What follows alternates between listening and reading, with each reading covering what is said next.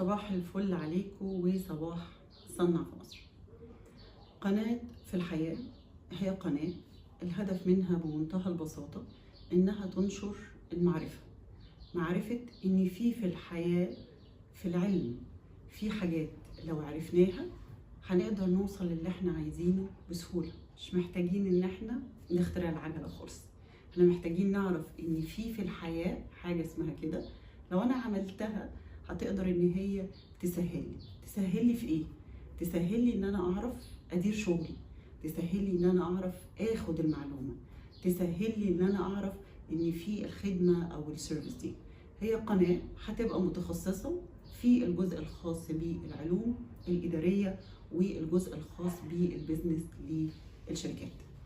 العلوم الاداريه ما اتعملتش في المعمل، مش زي العلوم بتاعة الهندسة، مش زي العلوم بتاعة الأدوية، مش زي العلوم بتاعة الطب تتعمل في المعمل بعدين تطلع للحياة.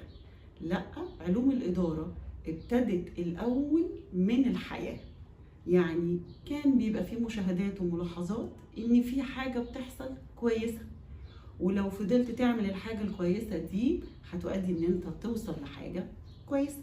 في نفس الوقت برضو كانوا بيشوفوا في الحياة ان في اخطاء بتحصل، فبيعملوا عليها فوكس، يقولك خلي بالك لو عملت الاخطاء دي من المتوقع ان ممكن يحصل ده ويحصل ده ويحصل ده.